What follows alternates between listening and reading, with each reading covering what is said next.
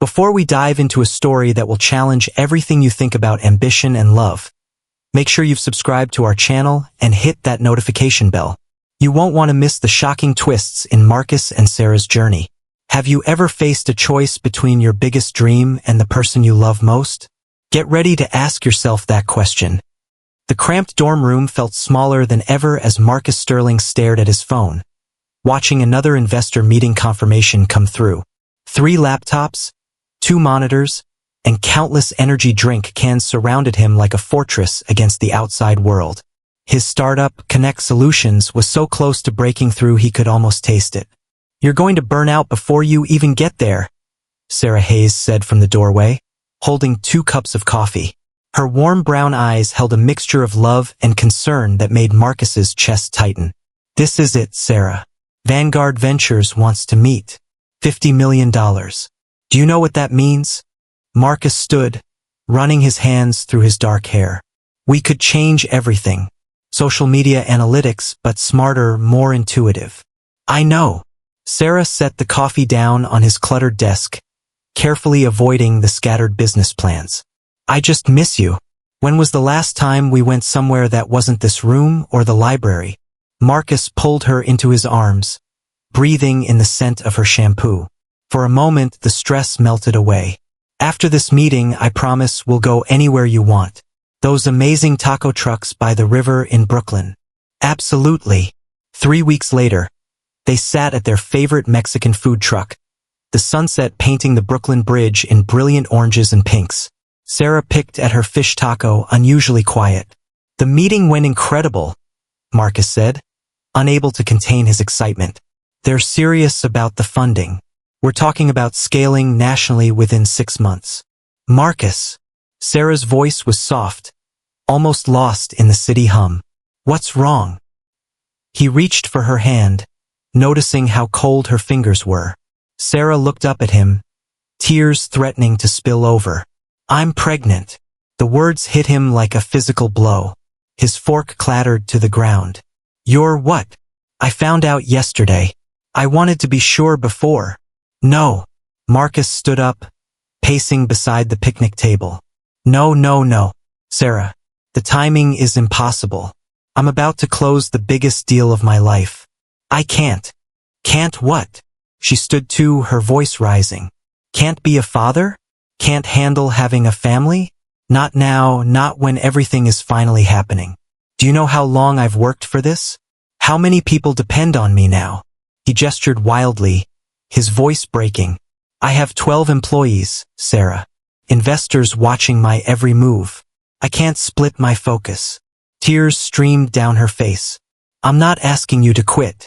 I'm asking you to choose us. It's not that simple." "It is exactly that simple." Sarah wiped her eyes, straightening her shoulders. "I've been accepted to Cambridge.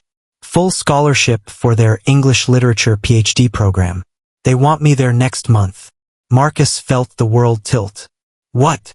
"Professor Davies recommended me. I applied ages ago, never thinking I'd get in." She took a shaky breath.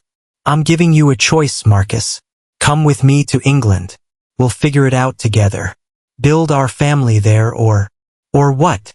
Or admit that your company means more to you than we do." Marcus stared at her, his mind racing. Cambridge, England. Thousands of miles from New York, from his investors, from everything he'd built. "Sarah, be reasonable. I can't just drop everything and move to England. The company will die without me. And what about us? What about our baby? I can't do both, Sarah. Not now." The words tasted like ash in his mouth. "Ask me to wait 2 years. Ask me to support you from here, but don't ask me to choose between my life's work and your family." She stepped back as if he'd slapped her. "That's exactly what you're doing. Sarah, please. You know I love you, but this is my shot. Our shot at financial security. Think about what this means for our future." "I'm thinking about our future. About our child's future." She gathered her purse, her movements sharp and decisive. "You've already chosen, haven't you? You just don't want to say it." Marcus watched her walk away, every fiber of his being screaming to follow her. But his phone buzzed. Another email from investors. Another meeting to schedule. He looked down at the screen, then back at Sarah's retreating figure. By the time he looked up, she was gone. The next morning, Marcus stood in Sarah's empty dorm room, her goodbye note crumpled in his hand. She'd left in the night, taking only what she could carry. The note was brief. Take care of yourself, Marcus. I hope your dreams are worth it. He sank onto her bare mattress, the silence deafening. His phone rang. The Vanguard meeting was in 2 hours. The biggest opportunity of his life was waiting. Marcus Sterling dressed in his best suit and headed to the meeting that would change everything. But as he shook hands with investors and discussed market projections, all he could think about was the family he'd lost. The pregnancy announcement that should have been the happiest moment of his life had become the day he chose ambition over love. And deep down, Marcus knew this was the choice that would haunt him forever. If you were Marcus, what would your choice have been? Was there a right answer? Share your thoughts below. 10 years later, the panoramic views from Marcus Sterling's penthouse office should have felt like victory. New York City spread out below him like a conquered territory, the Hudson River glittering in the morning sunlight. Connect Solutions logo adorned buildings throughout the city, a testament to his vision. At 38, he was worth $2 billion, featured on every major business magazine, and consulted by world leaders. So why did he feel so empty?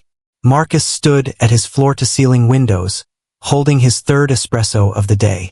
Behind him, for monitors displayed real-time analytics of social media trends across continents. His empire was thriving, but his penthouse apartment felt like a beautiful prison. Mr. Sterling? His assistant's voice came through the intercom. The board meeting has been moved to 10, and you have 3 interview requests from Forbes, TechCrunch, and the Wall Street Journal. Cancel them all, Rebecca. I'm flying to New York for a site visit. Pause. Sir, you are in New York. Marcus closed his eyes. I meant never mind. Push everything to tomorrow. He walked to his desk, past photos of him ringing the NYSE bell, shaking hands with tech giants, receiving awards. No family photos, no pictures of children or significant others. Just an empire built on the ashes of personal happiness. 3,000 miles away, in a cozy cottage outside Cambridge, England, Sarah Hayes closed her laptop and stretched. Her latest children's book, The Whispering Library, was due to her publisher by week's end. The story followed a young boy searching for his father through enchanted books, and Sarah couldn't help but pour her own heart into every word. Mummy, I need help with my maths homework, called 9-year-old Emma from the kitchen. Sarah smiled, the sound of her daughter's voice chasing away the creative fatigue. Emma had her father's piercing blue eyes and insatiable curiosity, though she'd never know it. Coming, love. Emma sat at their worn kitchen table, textbooks spread around her like fallen leaves, her dark hair catching the light, and Sarah's heart clenched at how much she resembled Marcus. It's about probability, Emma said, chewing her pencil. Here, if someone disappears from your life, what's the probability they'll come back? Sarah nearly dropped her tea mug. That's not a maths question, sweetheart, but I've been thinking about it. Emma's eyes, so much like her father's, were serious beyond her years. You always say Daddy died in an accident, but Mrs. Henderson's dad came back after 5 years. He wasn't dead, just went away. Sarah sat down carefully. Emma, we've talked about this. I know, but I found your old photos, the ones you thought were hidden. He looks happy with you. Why would someone that happy just leave and die? Smart girl, too smart. Sometimes life is complicated. I'm 9, not 5. I understand complicated. Sarah looked at her daughter, brilliant, curious, carrying her father's eyes and none of his selfishness. Your father made choices that took him away from us. That's all you need to know. Emma nodded, but her expression suggested she wasn't satisfied. Can we go to the big bookstore tomorrow? The one with the cafe? Of course. If you're gripped by this story, give us a like and tell us what you think Emma will discover next. Your support keeps these emotional narratives coming. Back in New York, Marcus walked aimlessly through the West Village. His driver waited at the car, probably confused why a billionaire wanted to wander these streets. But something drew him here to the neighborhood where he and Sarah used to explore. A small bookstore caught his eye. The quiet corner. Books displayed in the window showed colorful covers of children's stories, including one by an author named S.L. Hayes. Something about the name tugged at his memory. He pushed open the door, a bell chiming overhead. The smell of old books and coffee wrapped around him like a hug from another lifetime. "Welcome." An elderly Asian woman emerged from behind the counter. "I'm Mrs. Lee. Looking for anything special? Just browse." Marcus wandered toward the children's section, drawn by a display featuring S.L. Hayes books. He picked up The Lost Star, reading the back cover. A story about a father and son separated by pride and misunderstanding, reunited through love and forgiveness. The writing was beautiful, lyrical, yet simple. Something about the style felt familiar, like a half-remembered song. He opened to a random page. Some distances aren't measured in miles, but in time wasted, words unspoken, and chances not taken. The longest journeys are often back to the places and people we should never have left. Marcus's hands trembled. He'd read these exact words somewhere before, in a voice he knew by heart. Setting the book back carefully, he looked around the cozy store. Children sprawled on beanbags, reading. Parents browsed quietly, and everything felt warm and alive in a way his sterile apartment never could. His phone buzzed. 3 missed calls, 12 emails, all urgent. The outside world demanded his attention, as always. But for the first time in 10 years, Marcus silenced his phone and picked up another book by S.L. Hayes. If he looked closer at that author photo, if he really studied the eyes behind the professional smile, he might have recognized the girl he'd fallen in love with at NYU. But Marcus Sterling, billionaire tech mogul, was no longer practiced at seeing what was right in front of him. He was, however, about to learn that some stories demand their ending, whether you're ready or not. Marcus wandered deeper into the bookstore, gravitating toward a reading nook where children's voices mingled with turning pages. A mother read to her toddler in one corner, while older kids sprawled on colorful rugs lost in their own adventures. He stopped at a shelf labeled New Arrivals and picked up another S.L. Hayes book, When Daddy Lives in Stories. The dedication read, "For Emma, who keeps asking the right questions." Beautiful writing, isn't it, sir? Mrs. Lee appeared beside him, her eyes twinkling with something Marcus couldn't quite identify. "That author comes from England. Very talented, though I suspect there's more story behind her stories, if you know what I mean." Before Marcus could respond, a laugh echoed through the store, bright, musical, achingly familiar. His head snapped up and his heart stopped. Sarah Hayes stood near the picture books, her honey-brown hair catching the afternoon light. She wore a simple blue sweater and jeans, looking exactly as beautiful as she had 10 years ago. But it was the child beside her that made Marcus's world tilt. The girl was probably 9 or 10, with long dark hair and the most striking blue eyes Marcus had ever seen. She held a book about coding for kids, her expression intense as she flipped through pages of colorful diagrams. "Mummy, this one explains algorithms so simply.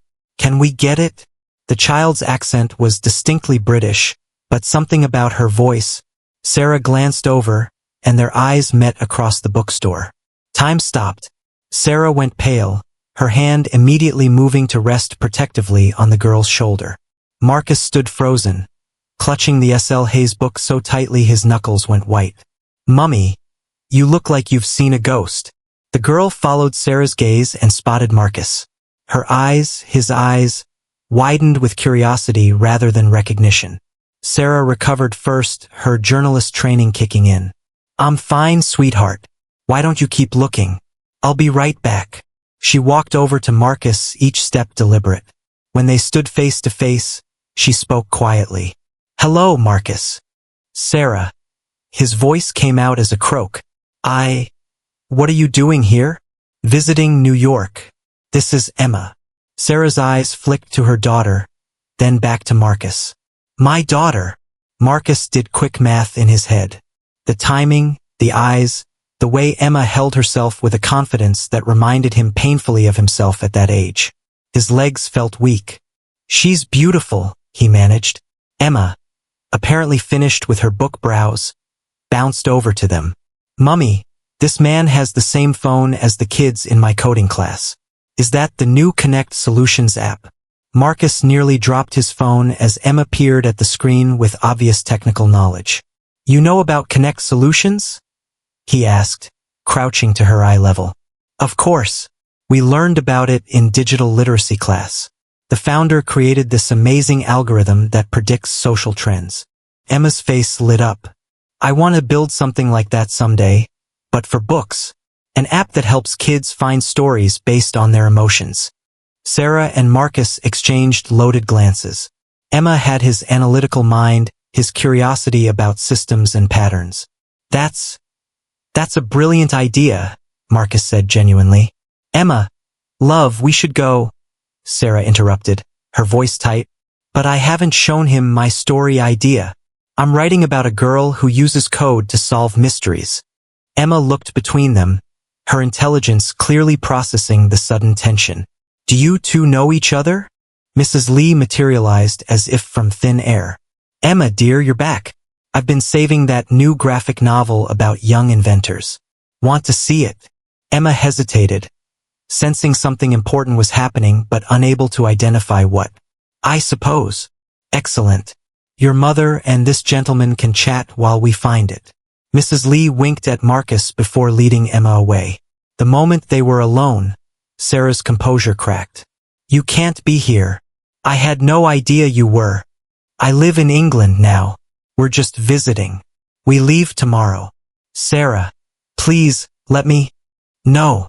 Her voice was fierce, protective. "You made your choice 10 years ago.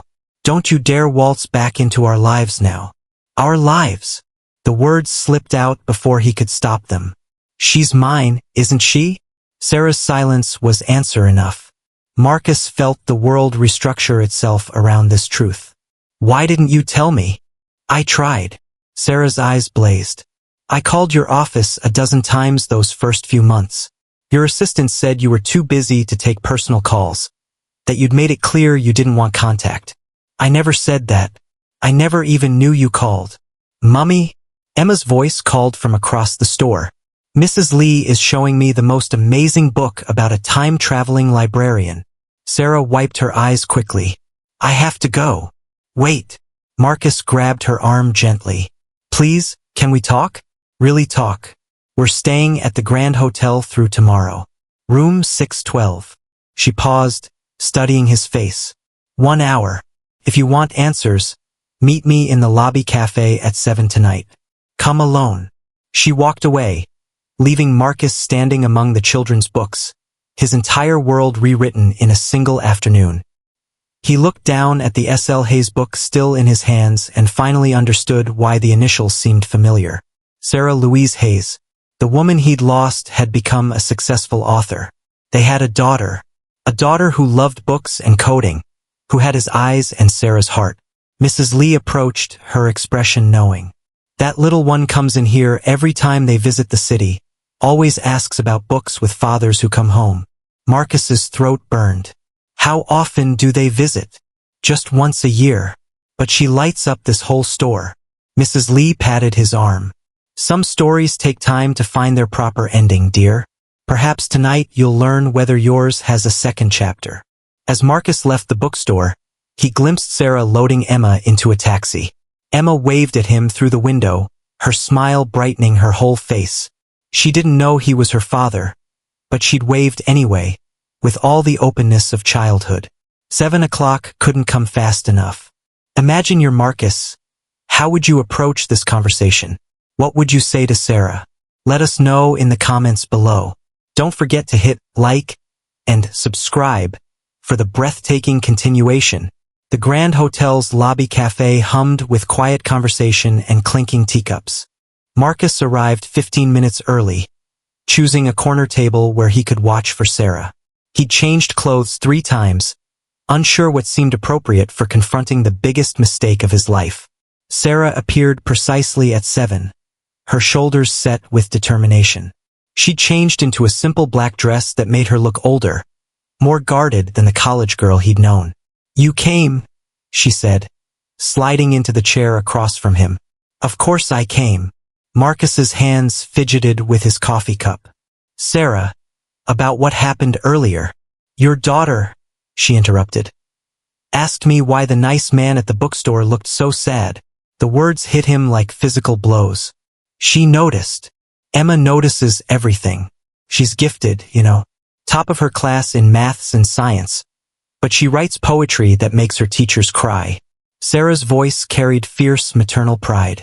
She's brilliant. Like her mother. Like both her parents, actually. Sarah met his eyes steadily. She has your analytical mind, your hunger for knowledge. She sees patterns in everything. Marcus swallowed hard. Why didn't you tell me about her? Sarah's composure cracked. Tell you? I tried to tell you. After I left NYU, I called your office every week for 3 months. Rebecca, your assistant, finally told me quite clearly that you were focused on your company and didn't want personal distractions. Rebecca never told me about any calls. Of course she didn't, because you'd made it clear I was just a distraction. Tears threatened, but Sarah kept her voice steady. I was alone in a foreign country, pregnant, starting a PhD program. You'd chosen your path, so I chose mine. Sarah. Marcus reached across the table, but she pulled back. Do you want to know what happened next? I worked through morning sickness while writing my dissertation. Emma was born during exam week. I gave birth between papers on Victorian literature. She laughed bitterly. I graduated summa cum laude with a 3-month-old baby, because I had no choice, no family help, no partner, just me and her. Marcus felt sick. I'm so sorry. Sorry doesn't give her father back. Sorry doesn't make up for every birthday, every Christmas. Every night she asked why other kids had daddies and she didn't. What did you tell her about me? I told her you were brilliant and driven, that you died in an accident when she was a baby. Sarah's voice broke slightly. It seemed kinder than the truth. Marcus recoiled. You told her I was dead? What was I supposed to say? That her father cared more about money than his own child? Before Marcus could respond, a familiar voice called out, Sarah. They both turned to see a young man approaching their table. Late 20s, athletic build, warm brown eyes. Sarah's face lit up with genuine happiness. David, what are you doing here? Surprise visit. I'm starting that new job at NYU Medical next week. Remember? David kissed Sarah's cheek, then noticed Marcus. His expression shifted instantly. Well, Marcus Sterling. The temperature at the table dropped 10 degrees. David. Marcus stood, extending his hand. Good to see you. David ignored the handshake. Is it? Because I distinctly remember you breaking my sister's heart so thoroughly, she cried herself to sleep for months. David, please, Sarah intervened. No, Sarah. This man, David practically spat the word, destroyed your life. Do you remember calling me from Cambridge? Sobbing because you couldn't afford groceries and Emma was sick. Marcus felt the blood drain from his face. Sarah, why didn't you? Call you? Oh, that's rich. David laughed harshly. She tried. Your people made it very clear you wanted nothing to do with her or your obligations. That's not true. I never. It doesn't matter now, Sarah said firmly. David, please sit down. David reluctantly took a chair, his protective energy radiating towards Sarah. How's Emma doing with this news? She doesn't know yet, Sarah admitted. Know what? David's eyes widened. You mean she doesn't know he's her father walked away 10 years ago? Sarah cut him off. Emma has a good life. We're flying home tomorrow. No. The word escaped Marcus before he could stop it. Both siblings stared at him. Please don't take her away again. Not when I just found out she exists. Found out? David's voice rose. How? You had every opportunity to know. You chose not to. I made a terrible mistake, Marcus said desperately. The worst mistake of my life. But I didn't know about Emma. Sarah, you have to believe me. I would never have abandoned my child knowingly. Sarah studied his face, searching for deception. You really didn't know about the calls? I swear to you I didn't. After you left, I threw myself into work. Rebecca handled all my communications. She probably thought she was protecting me from distractions. Protecting you? David scoffed. What about protecting Sarah? She was 19, pregnant, and alone. I know. Marcus's voice cracked. I know, and I'll spend the rest of my life regretting it. But please don't take Emma away again. Let me try to make this right. Sarah was quiet for a long moment. Finally, she spoke. Emma wants to go to the Children's Discovery Museum tomorrow before our flight. You can come with us. But Marcus. Her eyes were steel. You hurt her in any way, and you'll never see either of us again. Marcus nodded eagerly. Thank you, Sarah. Thank you. David shook his head in disgust. Just like that? He shows up after 10 years and you forgive him? I'm not forgiving anything, Sarah said quietly. But Emma deserves to know her father, even if he doesn't deserve to know her. As Sarah and David left, Marcus sat alone with his coffee growing cold. Tomorrow he would spend time with his daughter. The daughter who thought he was dead. The daughter who had his eyes and his curiosity. The daughter who might never forgive him once she learned the truth. But at least he had a chance. After 10 years of emptiness, Marcus Sterling finally had something more valuable than all his billions. A second chance at family. He just prayed he wouldn't waste it again. What do you think of Sarah's decision to let Marcus meet Emma? Is it fair? Would you have done the same? Comment your thoughts below. Don't forget to hit like and subscribe to follow this family's complex journey. The Children's Discovery Museum buzzed with the excited energy of dozens of children. Emma practically vibrated with excitement as they entered, her eyes taking in the interactive displays and hands-on exhibits. Look, Mummy. They have a robotics workshop and a coding station. Can we do everything?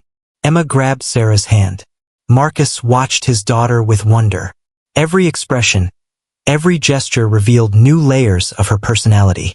Her enthusiasm reminded him of himself at that age.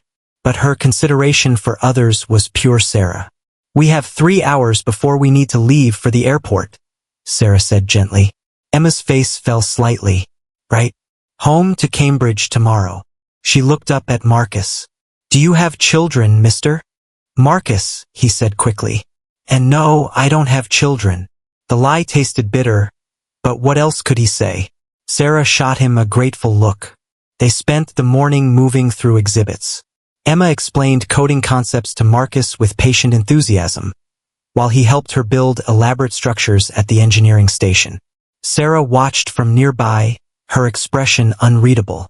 During lunch at the museum cafe, Emma grew thoughtful. Mummy, you seem sad today. Just a bit tired, love. Is it because we met Marcus yesterday? You got that same look you get when Mr. Davies talks about his wife who died. Sarah choked on her coffee. Marcus reached for napkins, his hand briefly touching Sarah's. The contact sent electricity through both of them. I'm fine, sweetheart, Sarah managed. Emma's penetrating gaze shifted between them. You two act like you know each other better than just meeting yesterday. Before either adult could respond, Marcus's phone rang. He glanced at the screen and paled. I have to take this. Excuse me. He stepped away, and Emma immediately scooted closer to Sarah. Mummy, he has the same eyes as me. Sarah's heart stopped. Emma, I'm not stupid. I've been thinking about it all night. Emma's voice dropped to a whisper. He's my father, isn't he? My real father. Not dead like you said. Tears sprang to Sarah's eyes. Emma, it explains everything. Why you looked so shocked yesterday. Why he looks at me like he's seeing a ghost. Why you never want to talk about Daddy. Emma's voice hardened. Why you lied to me. I was trying to protect you. From what? From having a father who's alive. Sarah opened her mouth to respond, but Marcus's raised voice cut through the cafe noise. What do you mean I'm being replaced? I built this company. He was across the room, but his agitation was clear. You can't just, what board meeting? I'm in New York. Emma watched him with growing understanding. He didn't know about me, did he? Sarah stared at her brilliant daughter. How did you? Because if he knew and still left, he's a monster. But if he didn't know, then someone kept us apart. Emma's eyes blazed with anger, remarkably similar to her father's. Who kept us apart, Mummy? Marcus returned, looking devastated. I'm sorry, I have to go. There's a board meeting. Of course there is, Sarah said bitterly. Back to the company again. Sarah, it's not like that. They're trying to remove me as CEO. If I don't fight this, you'll lose your position. Your money. Sarah stood, gathering her purse. Just like 10 years ago, when push comes to shove, you choose work. Mummy. Emma's voice was deadly quiet. Tell me the truth. Now. Both adults looked at the 9-year-old girl, whose mature expression demanded honesty. Emma. Let's discuss this at home. No. Emma stood on her chair. I want to know why my father abandoned me. I want to know why you lied. And I want to know why he's choosing work over me again, right now. The cafe went quiet. Other families stared as Emma's voice carried across the room. Marcus sank into his chair, ending the call. Emma, I never abandoned you.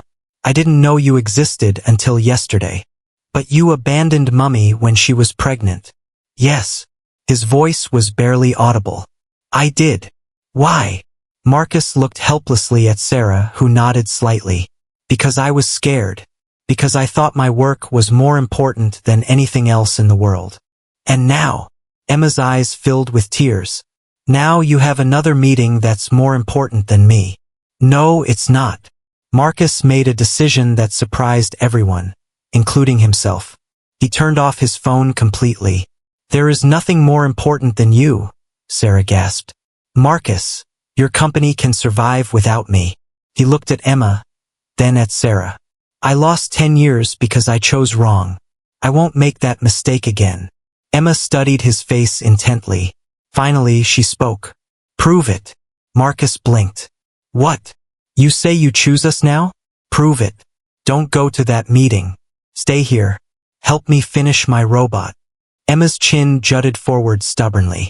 Actions matter more than words. Marcus looked at his daughter. Really looked at her. 9 years of birthdays he'd missed. 9 years of scraped knees he hadn't bandaged. 9 years of bedtime stories unread. He powered down his phone completely and put it in his pocket. Show me how you want to program the robot. Emma's smile was radiant. For the first time since Sarah had told her the truth, she looked like the happy child she was meant to be. As they worked together, heads bent over circuits and code, Sarah watched in amazement. Emma explained her logic to Marcus, who listened with the attention he'd once reserved for board meetings. When she got frustrated, he encouraged her with patience Sarah had never seen him display. I think I want to get to know you, Emma announced suddenly. But slowly, and you have to earn it. Marcus nodded solemnly. I understand. Good. Because I have rules. Sarah hid a smile. Her daughter had definitely inherited the sterling negotiation skills. As they prepared to leave for the airport, Emma hung back while Sarah packed their things. Marcus, she said quietly, can I tell you something? Anything. I used to pretend my daddy was a superhero who was too busy saving the world to visit. But real fathers show up for regular things, don't they? Marcus knelt beside her, his eyes wet. They do, and I'm going to show up, Emma, for every regular thing if you'll let me. Emma nodded seriously. We'll see. As they headed to the airport, Marcus's phone buzzed with missed call notifications. Emergency board meeting, investor panic, company crisis. He looked at his phone, then at Emma walking between him and Sarah, chattering about the robot they'd built together. Marcus Sterling turned off his phone and chose family.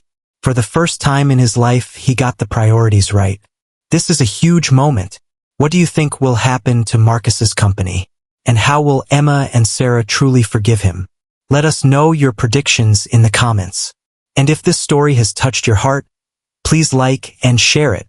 6 months had passed since that day at the Discovery Museum, and the quiet corner looked completely different. Mrs. Lee moved slowly among the expanded shelves, her face beaming with satisfaction. The bookstore had grown from a small neighborhood gem into a community hub. Marcus and Sarah worked side by side at the information desk, a sight that still felt surreal to both of them. He'd bought the bookstore from Mrs. Lee when she decided to retire, transforming it while keeping its soul intact. The back corner now housed a coding station for kids, where Emma often held impromptu lessons for younger children. "Mummy, look!" Emma bounced up to them, holding a tablet. "My story app is working." Mrs. Patel's daughter used it to find a book about dealing with her parents' divorce, and it suggested exactly the right one. Sarah smiled, watching Emma demonstrate the interface with Marcus. Their relationship had grown carefully, like a delicate plant being coaxed back to life. Emma had indeed set rules. Marcus had to email every day, call twice a week, and visit once a month. But gradually, those rigid boundaries had softened into genuine affection. "That's brilliant love," Sarah said. "Why don't you show it to the Saturday reading group?" As Emma skipped away, Sarah and Marcus found themselves alone behind the counter. The comfortable silence between them was new, born from months of rebuilding trust. "How's Rebecca adjusting?" Sarah asked, referring to Marcus's former assistant, who now managed Connect Solutions' external communications. "She's admitted she thought she was protecting me from distractions." Marcus's voice held residual anger. "Turns out, she screened a lot more than just your calls. I missed my father's surgery because she decided it wasn't urgent enough." "Marcus, I'm not making excuses. The buck stops with me. I created an environment where work came before people. I'm lucky I get this second chance." Emma reappeared with Mrs. Lee, who was carrying a beautifully wrapped package. "This arrived for you three," Mrs. Lee announced, setting it on the counter. Sarah opened it to reveal a wooden family portrait frame, empty, with a note, "For new memories. Love, David." Emma traced the frame's edges. "Uncle David is trying to tell us something." "What's that?" Marcus asked. "That we're a family, even if it's a weird one." Sarah and Marcus exchanged glances.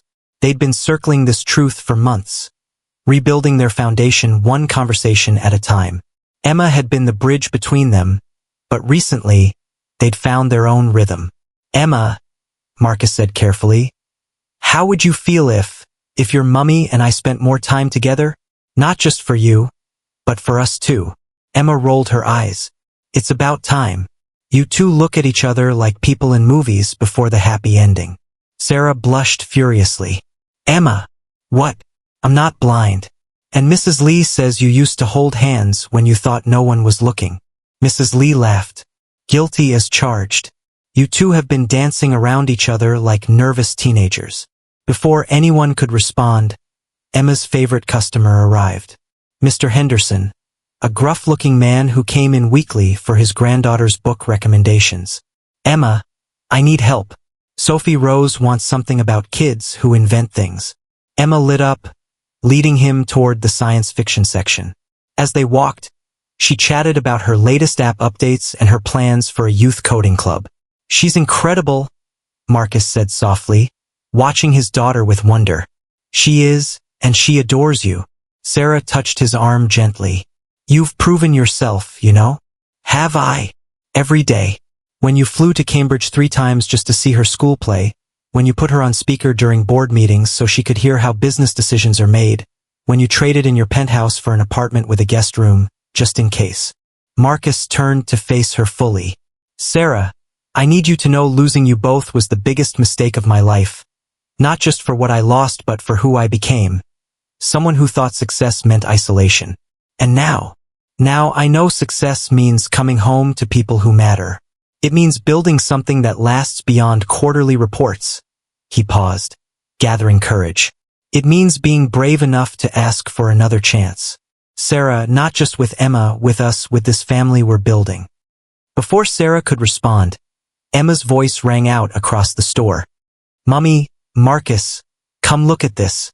Mr. Henderson found a book about a dad who comes back to his family, and it has the same happy ending I've been hoping for. They rushed over to find Emma holding a picture book, her face glowing with possibility. "See? The daddy realizes what he lost, and the mummy forgives him, and they all live happily together, with lots of books." Sarah and Marcus locked eyes over their daughter's head. In Emma's hopeful expression, they saw their own second chance reflected back at them. What do you think? Emma asked innocently. Should they get their happy ending? Sarah reached for Marcus's hand. This time, when their fingers intertwined, it felt like coming home. I think, Sarah said softly, some stories are worth a second chapter. Emma whooped with joy, and Mrs. Lee dabbed her eyes with her handkerchief. Even Mr. Henderson smiled, muttering something about young folks figuring it out eventually. As the day wound down, the three of them, for counting Mrs. Lee, sat in the reading nook, sharing stories and hot chocolate. Emma had fallen asleep against Marcus's shoulder, one hand still clutching her tablet with her story app. She's going to change the world, Marcus whispered. She already has. She brought us back together. Marcus pressed a gentle kiss to Sarah's forehead. Thank you. For what? For keeping her. For raising her. For giving us this chance. Sarah smiled. Thank you for staying. For choosing us. Every day, Marcus promised. For the rest of our lives. Outside, New York glittered under a blanket of stars. Inside the quiet corner, three people who'd lost each other had finally found their way home. The bookstore's motto, written in Emma's careful handwriting above the door, felt more true than ever. Where every story gets a chance to begin again. Did you feel that emotional buildup? What's your favorite part of Marcus's transformation? Let us know in the comments. Don't forget to like this video and subscribe for the heartwarming final chapter. 2 years had passed since Marcus Sterling chose family over fortune in that museum cafe. 2 years since a chance encounter in a bookstore rewrote 3 lives completely. The wedding took place in the garden behind the quiet corner, where climbing roses formed a natural arch over the couple. String lights twinkled overhead like earthbound stars, and the scent of jasmine filled the warm evening air. Emma stood between her parents, wearing a navy blue dress printed with tiny books, carefully holding the rings. At 11, she carried herself with the confidence of someone who knew her place in the world. Loved, wanted, and secure. Do you, Marcus Sterling, take Sarah Louise Hayes to be your wife? Mrs. Lee asked, her voice trembling with emotion. At 81, she'd insisted on officiating, claiming she'd been waiting 40 years for this moment. I do, Marcus said, his voice clear and certain. Through every story, every chapter, every word on every page, Sarah laughed through her tears. Those are very specific wedding vows for a tech mogul. I learned from the best storyteller I know. Emma giggled, stage whispering, kiss her already. The crowd, David and his new fiancée, dozens of bookstore regulars, coding camp kids, and even some Cambridge colleagues who'd flown in, erupted in laughter. I now pronounce you a family again. For real this time, Mrs. Lee announced. Marcus, you may kiss your bride. As they kissed, Emma raised her hands in victory. Finally, I've been planning this wedding since I was 9. Dr. Elizabeth Hayes, Sarah's mother, dabbed her eyes. She'd flown in from Vermont, initially skeptical of the man who'd hurt her daughter, but won over by watching him read Where the Wild Things Are in 5 different voices to Emma. That child orchestrated this entire thing, she murmured to David. She gets it from both sides, David replied, taking his sister's hand. The Sterling ambition and the Hayes stubbornness. As the evening progressed, guests moved between the bookstore and the garden. Emma held court near the coding station, demonstrating her latest creation, an app that helped children process big emotions through interactive stories. I call it Feelings and Fiction, she explained to a group of fascinated adults. When you're sad, it suggests books that help you feel less alone. When you're angry, it finds stories about characters who learn to channel their feelings. I've been testing it with kids from my school. Marcus watched with pride as his daughter presented her work with the same passion he once reserved for board meetings. The difference was, Emma's innovation came from empathy rather than ambition. She's going to change the world, he murmured to Sarah, as they swayed together during their first dance. She already has. Look around. Marcus did look around. The bookstore had become the heart of their community. Coding classes ran beside poetry workshops. Business mentoring sessions happened in the same space as toddler story time. Languages mixed as families from different cultures shared books in their native tongues. Most importantly, it was home. Their apartment upstairs provided space for all three of them, plus guest rooms for visiting family. Emma's room overlooked the garden, where she could watch the sunset while working on her stories. "Remember when you thought success meant conquering the world?" Sarah asked softly. "Now I know it means creating a world where love can grow." As the evening wound down, Emma found her parents sitting in the empty bookstore, shoes kicked off, ties loosened, just talking quietly among the shelves. "Was today everything you dreamed it would be?" Marcus asked, pulling Emma onto his lap. "Actually, it was better." Emma snuggled against his chest. "Because in dreams, you know they're not real, but this." She gestured around the bookstore, at her parents' hands still intertwined, at the flower petals scattered on the floor from well-wishers. "This is real. This is ours." Sarah kissed her daughter's forehead. "What's next for the Sterling Hayes family?" Emma grinned. "Well, I've been thinking about expanding the coding program, and Mrs. Lee mentioned wanting to write her own story. She's been in America for 60 years, and she has things to say. Plus, I might need a baby sibling at some point, just for research purposes." Marcus nearly choked on his wine. "Research purposes?" "To study sibling dynamics for my next app, obviously." Sarah laughed, unconsciously touching her still flat stomach. They hadn't told Emma yet that her research opportunity might be coming sooner than expected. As midnight approached, Emma finally fell asleep in the reading nook, surrounded by flowers from the wedding. Marcus carried her upstairs while Sarah locked up the bookstore. Looking back one last time before turning off the lights, Sarah saw the wooden family portrait frame David had given them months ago. It now held a photo from tonight, the three of them laughing as Emma shoved cake in Marcus's face after he'd tried to do the same to her. They were messy, imperfect, and beautifully real. In his apartment above the bookstore, Marcus opened his journal, a habit he'd started when Emma suggested that every good protagonist needs to document their journey. 10 years ago, I thought success meant conquering the world. Now I know it means creating a world where love can flourish. Today I married the woman I should never have let go. Today I became a family with the daughter who saved my soul. And tomorrow we write the next chapter together. He closed the journal and joined his wife and daughter in Emma's room. Sarah had fallen asleep in the reading chair, where she'd been reading Charlotte's Web aloud. Emma was sprawled across her bed, wedding dress replaced with pajamas covered in tiny rockets and books. Marcus carefully moved Sarah to their bed, then tucked Emma under her covers. As he kissed her forehead, she stirred. "Daddy?" she whispered. "Yeah, sweetheart. We really did get our happy ending, didn't we? We got something better. We got our new beginning." Emma smiled sleepily. "I love you. I love you too. Beyond words, beyond code, beyond every story ever written." As Marcus finally settled into bed next to Sarah, she curled against him with a contented sigh. "Any regrets?" she asked softly. "Just one. That it took me 10 years to come home." "Well," Sarah smiled in the darkness, "some of the best stories are worth the wait." Outside, New York slept under a blanket of stars.